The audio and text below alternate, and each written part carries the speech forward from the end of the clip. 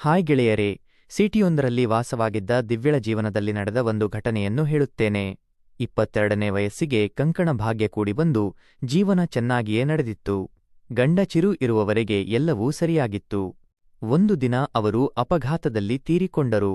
ಆದರೆ ಅವರು ಹೀಗೆ ನನ್ನನ್ನು ಬಿಟ್ಟು ಹೋಗುವ ಮುನ್ನ ಒಂದು ಮಗುವನ್ನು ಕೊಟ್ಟು ಹೋಗಿದ್ದರು. ಇನ್ನು ಇವನ ನೌಕರಿಯೂ ನನಗೆ ಸಿಕ್ಕಿದ್ದರಿಂದ ಮನೆಯ ಎಲ್ಲಾ ಜವಾಬ್ದಾರಿ ನನ್ನ ಮೇಲಿತ್ತು. ಹೀಗಾಗಿ ಸ್ವತಂತ್ರವಾಗಿ ಬದುಕುವಂತೆ ಇರಲಿಲ್ಲ. ಅಲ್ಲದೆ ನನಗೆ ಮತ್ತೊಂದು ಮದುವೆಯಾಗುವುದು ಕಷ್ಟವಾಗಿತ್ತು. ಹೀಗೆ ಎಲ್ಲವೂ ಮುಗಿದು 3 ವರ್ಷ ಆಗುವುದರೊಳಗೆ ಚಿರುವಿನ ಪೋಷಕರು ಕೂಡ ನನ್ನನ್ನು ಒಬ್ಬಂಟಿಯಾಗಿ ಮಾಡಿ ಹೋದರು. ನನಗೆ ದಿಕ್ಕು ತೋಚದಂತೆ ಆಗಿ ಸುಮ್ಮನಿದ್ದೆ. ನನ್ನ ಹಣೆಬರಹವೇ ಇಷ್ಟು ಎಂದು ನನ್ನ ಜೀವನದ ದೋಣಿಯನ್ನು ಸಾಗಿಸುತ್ತಾ ಒಬ್ಬಂಟಿಯಾಗಿ ಜೀವನ ಮಾಡುತ್ತಾ ಇದ್ದೆ. ಇನ್ನು ಚಿರು ಮೇಲಿನ ಅತಿಯಾದ ಪ್ರೀತಿ, ಗೌರವದಿಂದ ನಾನು ಒಬ್ಬಂಟಿಯಾಗಿ ಇರಲು ನಿರ್ಧರಿಸಿದ್ದೆ.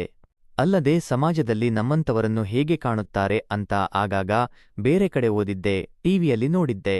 ಹಾಗಾಗಿ ನಾನು ಮೋಸಕ್ಕೆ ಒಳಗಾಗಬಾರದು ಎಂದು ನಿರ್ಧರಿಸಿದ್ದರಿಂದ ಹೀಗೆಯೇ 7 ವರ್ಷ ಕಳೆದವು. ಆದರೆ ನಾನು ಎಷ್ಟೇ ಒಬ್ಬಂಟಿಯಾಗಿದ್ದರೂ ಸಹ ಕೆಲವೊಮ್ಮೆ ನನಗೆ ಸಾಕಷ್ಟು ಕಷ್ಟ ಎನಿಸುತ್ತಿತ್ತು. ಚಳಿಗಾಲ ಬಂದರೆ ಅಥವಾ ಹೊರಗೆ ತಣ್ಣನೆಯ ಗಾಳಿ ಇದ್ದರೆ ನನಗೆ ಜಾಸ್ತಿಯೇ ಕಷ್ಟ ಎನಿಸುತ್ತಿತ್ತು. ಹೀಗಾಗಿ ಬೇಕು ಎಂದು ಎನ್ನಿಸುತ್ತಿತ್ತು. ಆಗ ನಾನು ಆ ಹಸಿವನ್ನು ನೀಗಿಸಿಕೊಳ್ಳಲು ದೇವರು ಕೊಟ್ಟ ಕೈಯಿಂದ ಕೆಲಸ ಮಾಡಿ ಸಮಾಧಾನ ಪಡುತ್ತಿದ್ದೆ. ಇನ್ನು ಕೆಲವೊಮ್ಮೆ ತಣ್ಣೀರನ್ನು ಮೈಮೇಲೆ ಸುರಿದುಕೊಂಡು ಕೃತಕವಾಗಿ ನನ್ನ ಯೋಜನೆಗಳಿಂದ ಹೊರಬರಲು ಯತ್ನಿಸುತ್ತಿದ್ದೆ. ಆದರೆ ಇದೆಲ್ಲವೂ ಪ್ರಕೃತಿ ನಿಯಮದ ವಿರುದ್ಧವಾಗಿದ್ದರಿಂದ ಇದರಿಂದ ನನಗೆ ಯಾವುದೇ ಉಪಯೋಗವಾಗುತ್ತಿರಲಿಲ್ಲ. ಹೀಗಿದ್ದಾಗಲೇ ನನ್ನ ಜೀವನದಲ್ಲಿ ಬಂದವನು ಹರೀಶ್. ಇವನು ನನ್ನ ಸಹೋದ್ಯೋಗಿಯೊಬ್ಬರ ಮಗನಾಗಿದ್ದು ಡಿಪ್ಲೊಮಾ ಕೊನೆಯ ಸೆಮ್ನಲ್ಲಿ ಕಲಿಯುತ್ತಿದ್ದ. ಇನ್ನು ನನ್ನ ಸಹೋದ್ಯೋಗಿಗೆ ವರ್ಗಾವಣೆ ಆದಾಗ ಅವರು ನನಗೆ 1-2 ದಿನಗಳ ಮಟ್ಟಿಗೆ ಮನೆಯಲ್ಲಿ ಇಟ್ಟುಕೊಳ್ಳುವಂತೆ ಹೇಳಿದ್ದರು. ನಾನು ಸರಿ ಅಂತ ಹೇಳಿದ್ದೆ.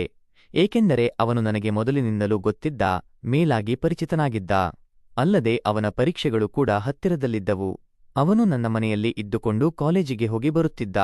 ನಾನು ಕೂಡ ನನ್ನ ಕೆಲಸಕ್ಕೆ ಹೋಗಿ ಬರುತ್ತಿದ್ದೆ.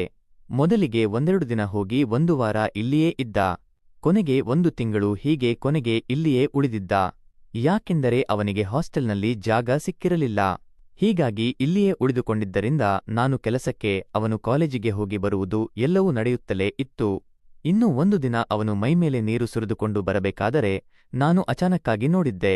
ಅವನನ್ನು ನೋಡಿ ಮನಸ್ಸಿನಲ್ಲಿ ಬೇರೆ ಯೋಚನೆಗಳು ಬಂದವು. ಪರಿಚಯ ಎಂದು ಸುಮ್ಮನಿದ್ದೆ. ಇವನ ಬಗ್ಗೆ ಅಷ್ಟು ಯೋಚನೆ ಮಾಡಿರಲಿಲ್ಲ. ಇನ್ನು ಮನೆಯಲ್ಲಿದ್ದಾಗ ನಾನು ಅಡುಗೆ ಮಾಡಿಟ್ಟು ನನ್ನ ಕೆಲಸಕ್ಕೆ ಹೋದರೆ ಅವನು ಟಿಫಿನ್ ಎಲ್ಲ ಮಾಡಿ ಹೋಗುತ್ತಿದ್ದ. ಆದರೆ ನನಗಿಂತ ಅವನು ಬೇಗನೆ ಬರುತ್ತಿದ್ದರಿಂದ ಅವನು ಮನೆಗೆ ಬಂದವನೇ ಮನೆ ಕಸಗುಡಿಸಿ ನನಗೂ ಸೇರಿಸಿ ಚಹಾ ಮಾಡಿ ಇಡುತ್ತಿದ್ದ. ನಾನು ಬಂದ ಮೇಲೆ ಟೀ ಕುಡಿದು ಅಡುಗೆ ಮಾಡಿದರೆ ಅವನು ಆಗ ಓದಿಕೊಳ್ಳುತ್ತಿದ್ದ. ಆಮೇಲೆ ಊಟ ಮಾಡುತ್ತಾ ಸ್ವಲ್ಪ ಟಿವಿ ನೋಡಿ ಹರಟೆ ಹೊಡೆದು ಆಮೇಲೆ ರೆಸ್ಟ್ ಮಾಡುತ್ತಿದ್ದೆವು. ಹೀಗೆ ನಮ್ಮ ದಿನಚರಿ ನಡೆದಿತ್ತು. ಇನ್ನು ದಿನಗಳೆದಂತೆ ನಮ್ಮದು ಸ್ನೇಹವಾಗಿತ್ತು. ರಜೆ ಇದ್ದಾಗ ಇಬ್ಬರೂ ಸೇರಿ ಅಡುಗೆ ಮಾಡುವುದು, ಶಾಪಿಂಗ್ ಹೋಗುವುದು, ಹೊರಗೆ ಊಟಕ್ಕೆ ಹೋಗುವುದು ಹೀಗೆಲ್ಲ ಮಾಡುತ್ತಿದ್ದೆವು. ಆದರೆ ಹೀಗೆ ಹೋಗುವಾಗಲೆಲ್ಲ ಆಟೋದಲ್ಲಿ ಪರಸ್ಪರ ಮೈ ಸೋಕುತ್ತಿದ್ದರೂ ಸಹಿತ ನಾನು ಅದರ ಬಗ್ಗೆ ಅಷ್ಟೊಂದು ತಲೆ ಕೆಡಿಸಿಕೊಂಡಿರಲಿಲ್ಲ. ಅವನು ನಮ್ಮ ಮನೆಯಲ್ಲಿ ಇದ್ದಿದ್ದರಿಂದ ಅವನು ಈ ಮನೆಯ ಸದಸ್ಯ ಎಂದು ನನಗೆ ಎನಿಸಿತು. ಆದರೆ ಮೊದಮೊದಲಿಗೆ ಅವನು ನನ್ನ ಕೋಣೆಗೆ ಬರಬೇಕಾದಾಗ ಅಥವಾ ಅವನ ಕೋಣೆಗೆ ಹೋಗಬೇಕಾದಾಗ ಇಬ್ಬರೂ ಬಾಗಿಲು ತಟ್ಟಿ ಅನಂತರ ಒಳಗೆ ಹೋಗುತ್ತಿದ್ದೆವು.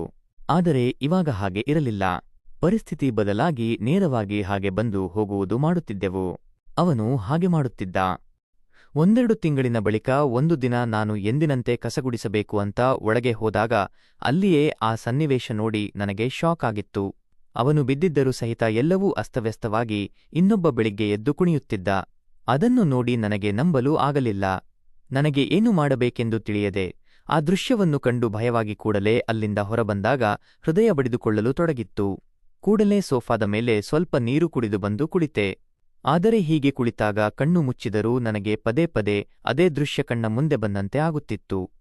ನಾನು ಏನೇನೋ ಮಾಡಿ ಅದನ್ನು ಮರೆಯಲು ಯತ್ನಿಸಿದರೂ ಸಹಿತ ಯಾಕೋ ನನಗೆ ಮರೆಯಲು ಆಗಲಿಲ್ಲ. ಮತ್ತೊಂದೆಡೆ 7 ವರ್ಷಗಳ ಬಳಿಕ ಮನಸ್ಸಿನ ಆಳದಲ್ಲಿ ಹುದುಗಿ ಹೋಗಿದ್ದ ಅನೇಕ ಕನಸುಗಳಿಗೆ ನಿಧಾನವಾಗಿ ಜೀವ ಬಂದಿತ್ತು. ವಾಪಸ್ ಹೋಗಿ ನೋಡಬೇಕೆಂಬ ಮನಸ್ಸಾಗಿದ್ದರೂ ಸಹಿತ ಭಯ ಎನಿಸುತ್ತಿತ್ತು. ಕೂಡಲೇ ಅಲ್ಲಿಂದ ಎದ್ದು ನೀರು ಕುಡಿದು ಬಾಲ್ಕನಿಗೆ ಬಂದಾಗ ನನಗೆ ನೆನಪಾಗಿದ್ದು, ನನ್ನ ಯಜಮಾನ ಚಿರು ಮನೆಗೆ ಕರೆದುಕೊಂಡ ಹೊಸತರಲ್ಲಿ ಎಲ್ಲೆಂದರಲ್ಲಿ ನಿಲ್ಲಿಸಿ ಕಬ್ಬಡ್ಡಿ ಆಡಿದ ಎಲ್ಲಾ ಘಟನೆಗಳು ನನಗೆ ನೆನಪಾದವು. ಮನೆಯ ಪ್ರತಿ ವಸ್ತುಗಳು ಒಂದೊಂದು ಕಥೆಯನ್ನು ಹೇಳುತ್ತಿದ್ದವು. ಅಡುಗೆ ಮನೆ, ಹಾಲ್, ಸೋಫಾ ಹೀಗೆ ಎಲ್ಲೆಂದರಲ್ಲಿ ಎಲ್ಲವನ್ನು ಭಿನ್ನವಾಗಿ ಹೇಳಿಕೊಟ್ಟಿದ್ದ. ಇಷ್ಟೆಲ್ಲ ಬೇರೆ ಬೇರೆ ವಿಚಾರ ಬರುವಾಗಲೇ ಏನಾದರೂ ಮಾಡಬೇಕು ಎಂದು ಎನಿಸಿ ಒಳಹೋಗಿ ಮೈಮೇಲೆ ತಣ್ಣೀರು ಸುರಿದು ನನ್ನ ಕೋಣೆಗೆ ರೆಸ್ಟ್ ಮಾಡತೊಡಗಿದೆ. ಆದರೆ ಮನಸ್ಸಿಗೆ ಬೆಂಕಿ ಬಿದ್ದು ಅನೇಕ ಯೋಚನೆಗಳು ಬಂದಿದ್ದರಿಂದ ನೀರಿಗೆ ಅವುಗಳನ್ನು ಆರಿಸುವ ಶಕ್ತಿ ಇರಲಿಲ್ಲ. ಕೂಡಲೇ ಕನ್ನಡಿಯ ಮುಂದೆ ನಿಂತುಕೊಂಡ ನಾನು ನನ್ನನ್ನೇ ನೋಡತೊಡಗಿದೆ. ಒಬ್ಬಂಟಿಯಾಗಿ ಹೀಗೆ ಯೋಚನೆ ಮಾಡತೊಡಗಿದೆ. ನನ್ನ ಚಿರು ನನಗೆ ಮೋಸ ಮಾಡಿ ನನ್ನ ಬಿಟ್ಟು ಹೋದ. ಅವನು ಹೋದರೂ ಸಹಿತ ನನಗೆ ನಾನೇ ಇಷ್ಟು ವರ್ಷ ಶಿಕ್ಷೆ ಅನುಭವಿಸಿದೆನಾ ಎಂಬ ಪ್ರಶ್ನೆ ಮನದಲ್ಲಿ ಕಾಡತೊಡಗಿತು. ಅಲ್ಲದೆ ಸಂತೋಷವಾಗಿ ಇರಬೇಕಿದ್ದ ವಯಸ್ಸಿನಲ್ಲಿ ಇಷ್ಟು ವರ್ಷ ನಾನು ಏಕೆ ಹೀಗೆ ಇದ್ದೆ? ನನಗೆ ನಾನೇ ದ್ರೋಹ ಬಗೆದುಕೊಂಡೆನಾ ಅಥವಾ ವಿಧಿ ನನಗೆ ಮೋಸ ಮಾಡಿದ್ದ? ಇನ್ನು ಬಾಳಿ ಬದುಕಬೇಕಾದಾಗಲೇ ಏನೆಲ್ಲ ನಡೆದಿತ್ತು ಎಂದು ಸಾವಿರಾರು ಪ್ರಶ್ನೆಗಳು ನನ್ನೊಳಗೆ ಮೂಡಿದವು. ಆದರೆ ಈ ಪ್ರಶ್ನೆಗಳಿಗೆ ನನ್ನ ಬಳಿ ಇದ್ದ ಉತ್ತರ ಮಾತ್ರ ಮೌನವಾಗಿತ್ತು. ಹೀಗೆ ಇವೆಲ್ಲ ಪ್ರಶ್ನೆಗಳಿಗೆ ಹೇಗಾದರೂ ಮಾಡಿ ಉತ್ತರ ಕಂಡುಕೊಳ್ಳಬೇಕು ಎಂದು ವಿಚಾರ ಮಾಡುತ್ತಾ ಒಂದು ನಿರ್ಧಾರಕ್ಕೆ ಬಂದಿದ್ದೆ. ನನಗೆ ಇನ್ನೂ ಅಷ್ಟೊಂದು ವಯಸ್ಸಾಗಿಲ್ಲ. ನನ್ನವರು ಅಂತ ನನಗೆ ಯಾರಿಲ್ಲ. ಬಂಧುಗಳು ಸಹಾಯಕ್ಕೆ ಬಂದು ಹೋಗುತ್ತಾರೆ. ನನಗೆ ನನ್ನದೇ ಆದ ಜೀವನವಿದೆ. ಹೇಗಾದರೂ ಮಾಡಿ ಇವಾಗ ನಾನು ಪಡುತ್ತಿರುವ ಕಷ್ಟಗಳಿಗೆ ಅಂತ್ಯವನ್ನು ಕಾಣಿಸಬೇಕು. ಹಾಗಿದ್ದರೆ ಇದಕ್ಕೆ ಹೇಗೆ ಅಂತ್ಯ ಕಾಣಿಸಬೇಕು ಎಂದು ವಿಚಾರ ಮಾಡುವಾಗಲೇ ನನಗೆ ಒಂದು ಉಪಾಯ ಹೊಳೆದಿತ್ತು. ಅದೇನು ಎಂದರೆ ನನ್ನ ಹಳೆಯ ಸ್ನೇಹಿತ ಆಕಾಶ್. ಅವನೇನೋ ನಂಬಿಕಸ್ಥ ಹೌದು, ಆದರೆ ಈ ಕೆಲಸಕ್ಕೆ ಇವನ ಸಹಾಯ ಪಡೆಯುವಂತೆ ಇರಲಿಲ್ಲ. ಅವನಿಗೂ ಒಂದು ಕುಟುಂಬವಿತ್ತು, ಅದನ್ನು ಹಾಳು ಮಾಡಬಾರದು ಎಂದು ಎನ್ನಿಸಿತು. ಅಲ್ಲದೆ ಒಂದು ವೇಳೆ ಅವನು ಈ ವಿಷಯವನ್ನು ಎಲ್ಲರ ಮುಂದೆ ಹೇಳಿದರೆ ನನಗೆ ಕಷ್ಟ ಎಂದು ಭಯವಾಯಿತು. ಹೀಗೆ ನೂರಾರು ಜನರು ಕಣ್ಣು ಮುಂದೆ ಬಂದು ಹೋದರೂ ಸಹಿತ ಒಬ್ಬನೇ ಒಬ್ಬ ವ್ಯಕ್ತಿ ನಂಬಿಕಸ್ಥನಿದ್ದ.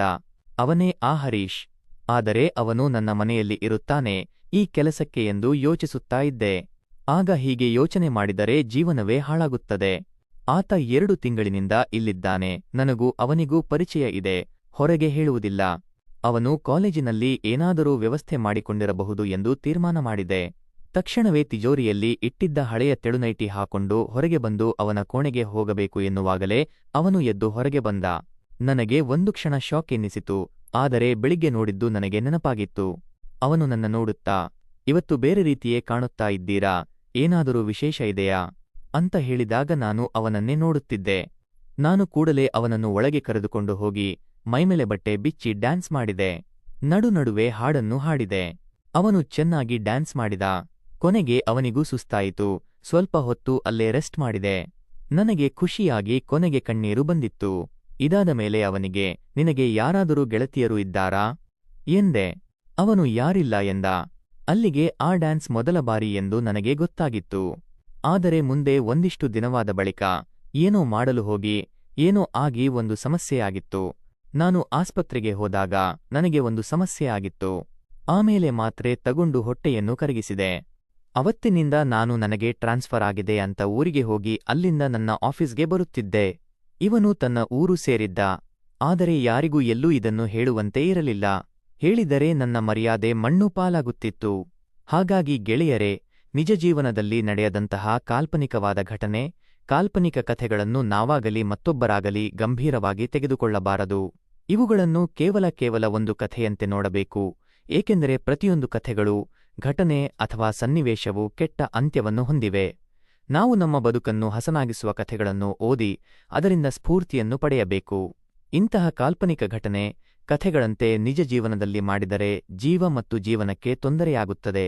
ಹಾಗಾಗಿ ಇವುಗಳಿಗೆ ಪ್ರಾಮುಖ್ಯತೆ ನೀಡದೆ ಎಂದಿಗೂ ಯಾವುದೇ ತಪ್ಪು ನಡೆಯದಂತೆ ಎಚ್ಚರಿಕೆ ವಹಿಸಿ ಉತ್ತಮ ಜೀವನ ಸಾಗಿಸಬೇಕು. ನಾವು ಇಂತಹ ಕಾಲ್ಪನಿಕ ಕಥೆಗಳನ್ನು ಸ್ಫೂರ್ತಿಯಾಗಿ ತೆಗೆದುಕೊಳ್ಳಬಾರದು.